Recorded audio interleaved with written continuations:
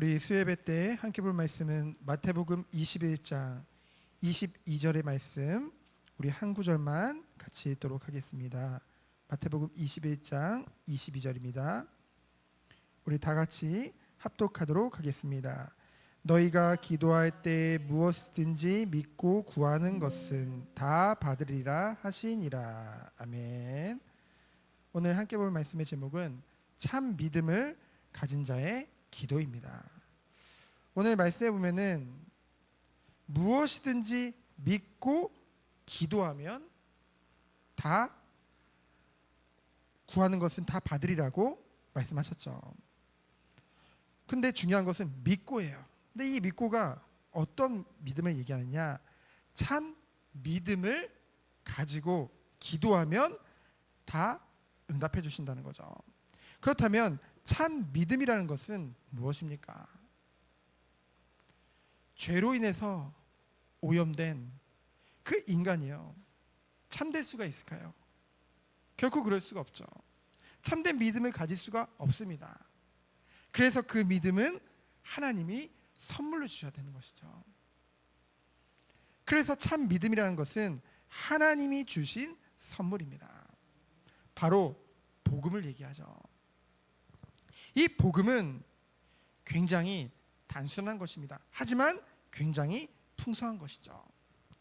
하나님의 형상대로 만들어진 인간이란 것은 무엇입니까? 하나님과 같이 선한 존재로, 하나님과 같이 거룩한 존재로, 하나님과 교제할 수 있는, 무엇을 가지고요? 억지로가 아니에요. 자기 의지를 가지고, 자유 의지를 가지고 하나님과 교제하는 그런 축복된 존재로 부르신 것이죠. 근데 그 인간이 창세기 3장에 보면 첫사람인 아담과 하와가 하나님 앞에 범죄하게 되어지죠. 하나님의 형상을 닮은 그 축복된 그 자유 의지를 가지고 인간이 하나님과의 약속을 어긴 것입니다. 하나님의 법을 어긴 거예요. 누구의 책임입니까? 우리가 로봇같이 만들어졌다고 한다면은 우리의 죄가 아니겠지만은 분명히 우리에게 하나님은 자유의지라는 걸 주셨잖아요. 근데 우리가 죄를 택한 거거든요. 그 의지를 가지고. 그렇기 때문에 죄의 책임은 누구에게 있는 거예요? 바로 인간에게 있는 거예요. 그래서 인간이 죄인이 된 것이죠. 이로 인해서 영적으로 오염된 것입니다. 전적 부패, 그걸 전적 부패라고 표현을 하죠. 전적 타락 가운데 빠진 것이죠. 그로 인해서 하나님과 어떻게 한 거예요? 단절되어진 거예요. 근데 하나님께서는 사랑의 하나님이시죠. 그래서 우리 한 사람 한 사람의 구원을 예정하신 것입니다. 그리고 이러한 인류를 위해서 구원을 계획하신 것이죠. 작정하신 거죠. 그 누굽니까? 메시아 그리스도죠. 그래서 많은 구약의 선지자들을 통해서 이 메시아를 예언하셨고, 그 말씀대로 이 땅에 참 하나님이시오, 완전한 인간의 몸으로 예수 그리스도께서 이 땅에 오신 것입니다. 그래서 무엇을 하셨어요? 많은 일들을 하셨지만은 핵심은 무엇입니까? 죄인된 우리를 위해 그 죄를 예수님이 다 짊어지시고 우리를 대신해서 십자가에서 죽으신 것이죠. 모든 고통, 고난을 다 당하신 것입니다. 근데요, 여기 보면은 모든 고통, 고난, 육신의 고통뿐만이 아니라 하나님과 단절되어지는 그 고통까지도 예수님이 다 담당하신 것이죠. 그리고 어떻게 하셨어요? 죽고 끝난 것이 아니라 사망 권세를 이기시고 부활하신 줄 믿습니다. 완전한 승리를 이루신 것이죠. 그래서요, 이 예수 그리스도가 우리의 죄값을 다 십자가에서 치르신 거예요. 그리고 우리를 의롭다 칭하신 것이죠. 법적으로 우리를 의인으로 인정하신 것입니다. 그래서 뭐예요? 이제는 하나님과 다시 교제할 수 있는 그 단절되었던 그 관계가 회복되어진 것이죠. 그러나 법적으로 의롭다함을 받았지만은 우리 인간은 여전히 죄성을 가지고 살고 있다는 것이죠. 그래서 우리는 어떤 축복을 누리는 것입니까? 여전히 죄와 그 자신의 욕심을 따라서 사는 우리를 위해서 뭡니까? 성령이 우리 안에 계신 것이죠. 성령이 절대 떠나지 않는 것입니다. 그래서 그 성령이 우리가 갈수록 예수님을 닮아가도록, 하나님의 성품을 닮아가도록 우리를 성화의 길로 인도하시는 것이죠. 그래서 그곳에 가장 중요한 핵심 키가 무엇입니까? 바로 하나님과의 친밀함이에요. 신앙생활의 가장 중요한 것은 하나님과의 깊은 교제라는 것이죠. 억지로가 아니에요. 또는 강권적으로가 아닙니다. 구원은 강권적이라고 할 수 있어요. 왜요? 하나님이 택하신 것이니까. 하나님이 우리에게 불강력적인 은혜로 우리를 구원해 주신 것이니까. 하지만 이 성화라는 것은 하나님의 은혜와 우리의 의지가 함께 가는 것이죠. 그래서 뭐예요? 이 길에 빠질 수 없는 것이 바로 회개라는 것이죠. 왜냐하면 우리는 알게 모르게 끊임없이 죄를 따라가는 속성을 가지고 있기 때문에 끊임없는 회개를 통해서 거룩하신 하나님과의 그 교제 속에 들어가는 것이죠. 그 연합 속에 들어가는 것이죠. 이것이 참 믿음인 줄 믿습니다. 그래서 이 참 믿음을 가지고 뭐 할 때? 기도할 때 다 응답되어진다는 것이죠. 하지만 이 참 믿음이 우리에게 정말로 누려지지 못하면 어떻게 되는 겁니까? 응답이 안 오는 거죠. 왜 안 오냐? 야고보서 4장 3절에 보면 뭐라고 했어요? 구하여도 받지 못함은 정욕으로 쓰려고 잘못 구하기 때문이라. 참 믿음을 가지면요 진짜 자유가 오는 것 같아요. 참 믿음을 가지면요 비교의식 없습니다. 참 믿음을 가지면요 하나님의 은혜 안에서 정말로 바울이 말했던 그런 믿음의 고백들이 우리의 삶 가운데 나타나요. 그리고 예수님이 그 제자들과 그 사람들에게 가르쳤던 그 가르침들이 우리의 삶 속에서 나타날 수밖에 없다는 것이죠. 억지로가 아니라 정말 그렇게 변화되어 가는 것 같아요. 그러면 우리가 오늘 말씀의 본문을 한번 살펴보면요, 첫 번째로 무화과 나무 저주 사건이 18절로 22절에 나옵니다. 아주 유명한 사건이죠. 18절에 보면은 예수님이 이른 아침에 성으로 들어오실 때에 뭐예요? 시장하신지라. 시장하신다는 건 배고프다는 거죠. 예수님도 밥 안 먹으면 배고픈 겁니다. 완전한 하나님이면서 완전한 사람, 그 인성을 나타내는 것이죠. 근데요, 딱 보니까 아주 잎사귀가 무성한 나무가 있는 거예요. 그래서 갔죠. 그랬더니 열매가 없는 거예요. 그러니까 예수님이 어떻게 하십니까? 그 자리에서 바로 저주해 버리거든요. 그랬더니 어떻게 돼요?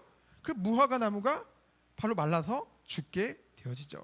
여러분, 예수님이 지금 예루살렘 성에 입성하신 지 이제 하루 되는 날인데, 이 날이 무슨 날입니까? 지금 유월절 기간이거든요. 축제 날이거든요. 보통 유월절 기간은 3, 4월이란 말이에요. 근데 무화과 나무는 3월 말에 싹이 나서요. 그래서 뭐예요? 5, 6월에 열매를 맺고 무르익어서 8월에서 10월 사이에 이제 추수를 하게 되어지거든요. 그러니 생물학적으로 봤을 때 당연히 열매가 안 맺혀 있는 게 당연한 거거든요. 그러다 보니까 20절에 보면은 제자들도 이것을 이상하게 여겼던 것이죠. 이것에 대해서 우리는 어떻게 알 수 있냐? 이것은 예수님의 상징적인 행동이었다는 거죠. 그들에게 무엇인가 가르치기 위해서 상징적인 행동을 하신 것입니다. 무화과 나무는요, 종종 호세아 9장 10절에도 나오고요, 요엘 1장 7절에도 나오지만은 이 무화과 나무는 성경에서 종종 이스라엘을 상징합니다. 그러면은 잎만 무성하고 열매가 없다는 건 바로 이스라엘을 말하거든요. 경건의 모양은 있으나 경건의 내용이 없었던 그 이스라엘 백성들에 대한 멸망을 하나님께서 예고하신 거예요. 뭔가 종교적인 그런 뭔가 눈에 보이는 것만요, 그런 의식들만 뭔가 번창하고, 우리가 지금 출애굽기를 보고 있는데 이제 레위기, 민수기 얼마나 하나님께서 구체적인 제사 의식과 여러 가지 그런 것도 다 가르쳐 주시거든요. 그리고 얼마나 화려하게 만듭니까? 막 은금을 가지고. 그러니까 그런 의식들만 남아서요, 참 믿음의 열매는 맺지 못하고 그런 걸만 하는 그런 이스라엘이 상징한다는 거죠. 그래서 우리가 앞서 봤던 성전을 깨끗하게 하신 그 사건은 타락한 유대 종교에 대한 더 이상 그것이 능력이 없음을 선언하신 거고요. 그리고 오늘 무화과 나무는 뭡니까? 이스라엘의 그 멸망을 예고하신다는 것이죠. 그래서요, 성도는 이 장면을 통해서 우리는 무엇을 마음에 담아야 되겠습니까? 경건의 모양이 잘못됐다는 게 아니에요. 경건의 모양도 있어야죠. 하지만 경건의 능력을 지닌 자로, 참된 그것을 누리는 자가 되어져야 된다는 거죠. 그래서 디모데후서 3장 5절에 보면은 경건의 모양은 있으나 경건의 능력은 부인하니 이 같은 자들에게서 내가 돌아서라. 근데 그 앞구절들을 보면은 뭡니까? 경건의 모양은 있지만 경건의 능력을 부인하는 자들의 그런 삶과 열매들이 기록되어져 있거든요. 우리는 그것을 보면서 늘 경계해야겠죠. 그래서 21절에 보니까 뭐라고 했습니까? 참 믿음을 가진 자에게는 능치 못할 일이 없다. 마가복음 9장에 보면은 귀신 들린 자가 예수님 보고 할 수 있거든, 나 좀 살게 해달라. 또 예수님 뭐라고 하세요? 할 수 있거든이 무슨 말이냐? 믿는 자에게는 능히 하지 못할 일이 없느니라. 우리의 참 믿음의 대상 대신 예수 그리스도, 그분을 믿는 믿음 안에서 능히 하지 못할 일이 없는 줄 믿습니다. 그래서 무엇이든지 다 받을 것을 말씀하고 있죠. 정말 하나님의 영광과 하나님의 의를 위해서 구한다고 한다면은, 그러면서 무엇입니까? 두 번째로는 23절에 27절에 보면은 권위 논쟁이 나와요.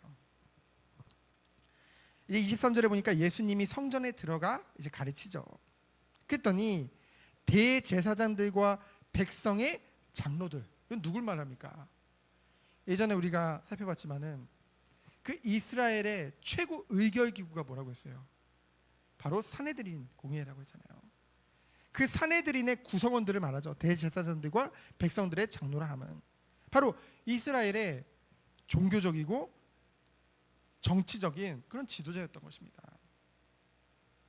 그들이 묻는 거예요. 지금 네가 지금 무슨 권위로 이것을 지금 하느냐? 이 말은 바꿔 말하면 누가 이 권세를 너한테 줬냐? 라고 지금 묻는 거죠. 예수님이 저기 시골 변방에서 활동하실 때는요, 그들이 별 관심이 없었어요. 사실 거기서 5,000명 먹으시고 막 해도 그렇게 크게 관심을 기울이지 않았습니다. 근데 종교적으로 정치적으로 중심지인 그 예루살렘이에요. 그것도 축제 기간, 최고의 축제 기간에 막 모든 백성들의 막 환호를 받으면서 예수님이 입성하셨죠. 그리고 그 성전을 막 깨끗하게 하셨죠. 게다가 맹인과 절름발이들을 고쳐주셨죠. 그리고 또 그 성전에 와서 또 가르치고 계신 거예요. 그거 보니까 그들이 어떤 생각을 할까요? 자신들이 기득권을 빼앗길까? 당연히 그 자기 이익밖에 생각 못하니까요. 그래서 뭡니까? 본격적으로 이제는 나서서 예수님을 죽이려고, 예수님을 음해하려고 지금 나서는 것입니다. 누가 이 권위를 줬냐? 함정을 빠뜨리기 위해서. 왜 함정이라고 하냐면요, 예수님이 만약에 이것을 잘 대답하지 못하면 그 예수님을 따르던 자들에게 봐라, 잘 대답도 못하지 않냐, 저 사람 사기꾼이다. 반대로 예수님이 솔직하게 이것이 하나님으로부터 왔다라고 얘기하면 뭐예요? 그 신성 모독으로 신고하려고. 그러니까 예수님이 어떻게 대답하더라도 자신들이 생각할 때는 예수님이 이 함정에 빠지리라고 생각을 했겠죠. 근데 예수님은 전지하시는 하나님이시잖아요. 그들의 그런 의도를 모르실 리가 없죠. 그래서 예수님께서는 어떻게 하십니까? 도리어 그들에게 역으로 질문을 합니다. 이제 세례 요한 얘기를 하면서 세례 요한의 세례는 어디로부터 왔느냐라고 묻는 거예요. 그러니까 그들이 뭐예요? 25절에 보면은 스스로 함정에 빠지죠.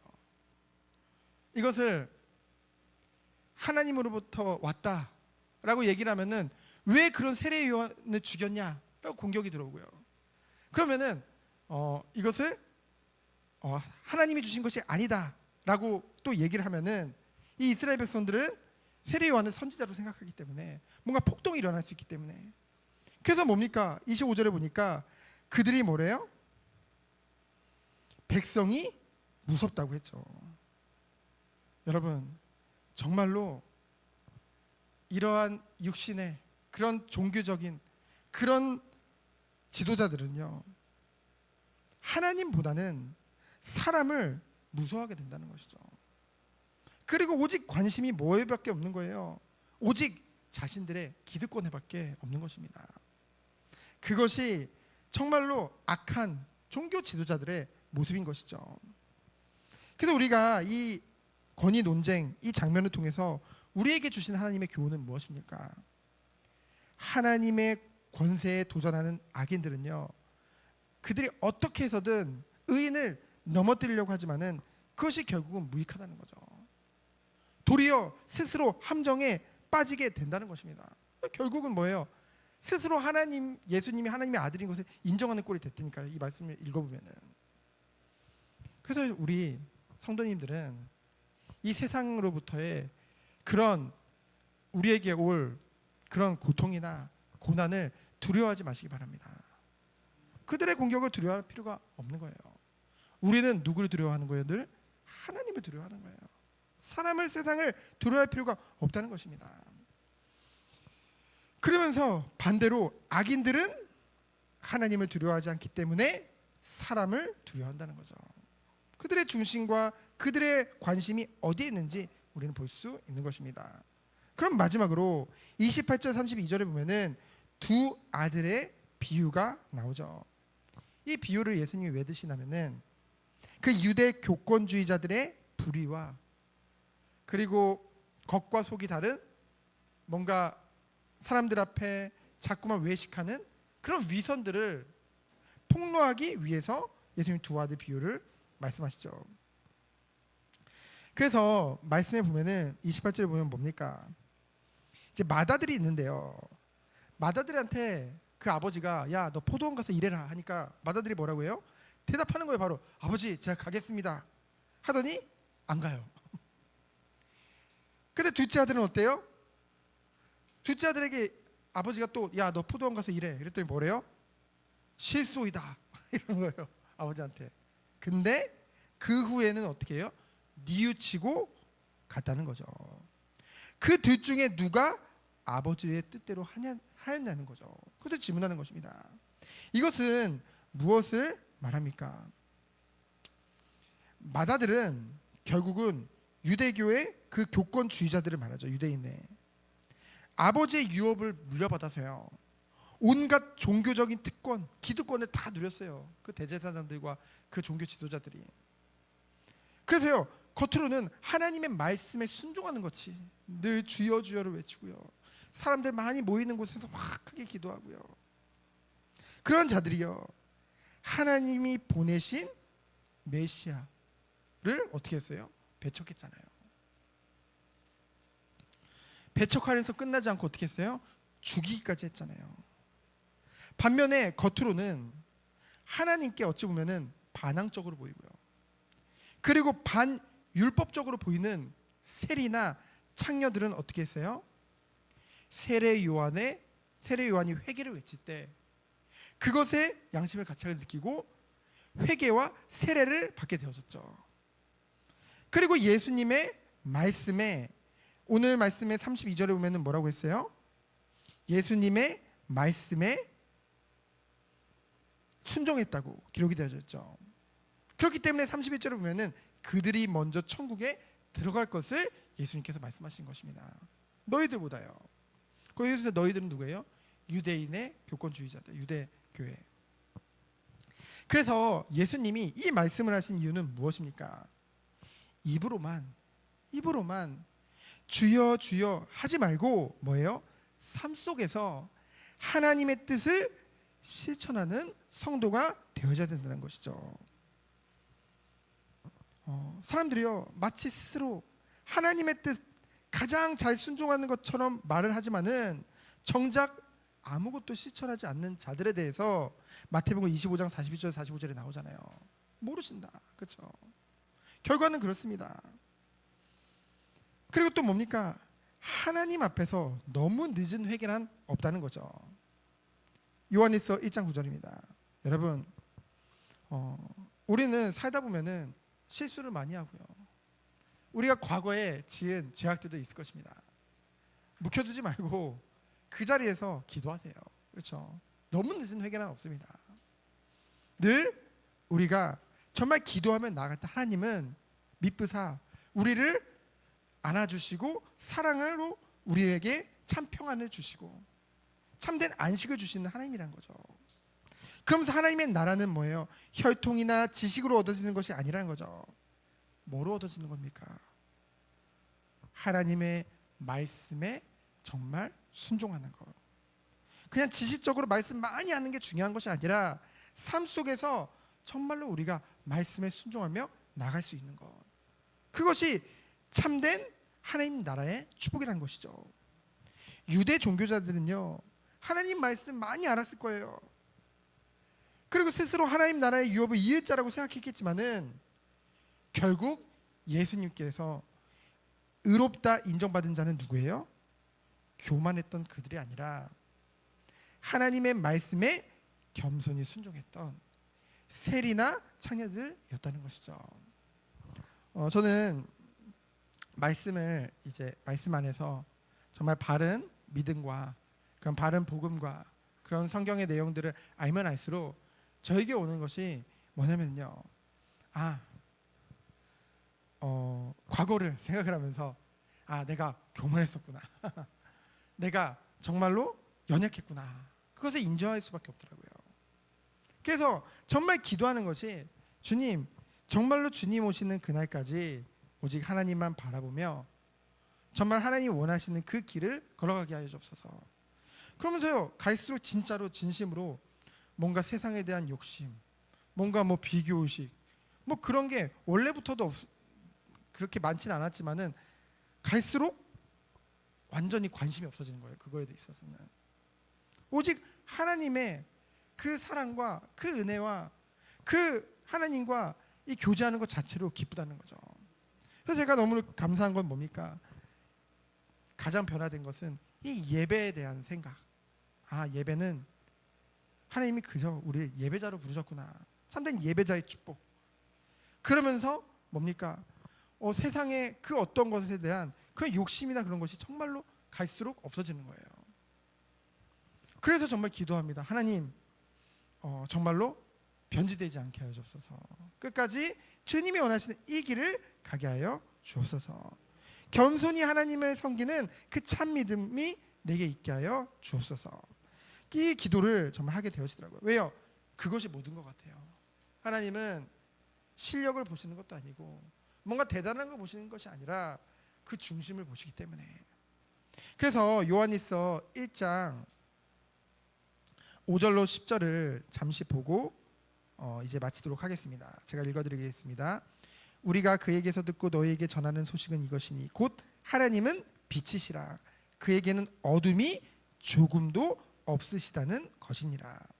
만일 우리가 하나님과 사귐이 있다고 어둠에 행하면 거짓말을 하고 진리를 행하지 아니함 이거니와 그가 빛 가운데 계신 것 같이 우리도 빛 가운데 행하면 우리가 서로 사귐이 있고 그 아들 예수의 피가 우리를 모든 죄에서 깨끗하게 하실 것이요 만일 우리가 죄가 없다고 말하면 스스로 속이고 또 진리가 우리 속에 있지 아니할 것이요 만일 우리가 우리 죄를 자백하면 그는 미쁘시고 의로우사 우리 죄를 사하시며 우리를 모든 불의에서 깨끗하게 하실 것이요 만일 우리가 범죄하지 아니하였다 하면 하나님을 거짓말하는 이로 만드는 것이니 또한 그의 말씀이 우리 속에 있지 아니하니라. 아멘. 겸손히 하나님을 섬기며 참된 믿음 가지고 참된 기도의 축복을 누리며 오직 하나님께만 영광 돌리는 우리 모든 성도님들 되어지기를. 그래서 정말로 우리가 기도 응답받기 이전에 먼저 이 참 믿음을 가진 자로 서는 그 과정을 너무 즐겁고 행복하게 걸어가는 우리 모든 성도님들 되어지기를, 그래서 기도응답 많이 받는 우리 정원교회 성도님들 되어지기를 예수 그리스도 이름으로 축원드립니다. 시행기도합니다. 하나님 감사합니다. 참된 믿음의 기도가 시작되는 한 주 되도록 주께서 축복하여 주옵소서. 살아계신 예수 그리스도 이름으로 기도합니다. 아멘.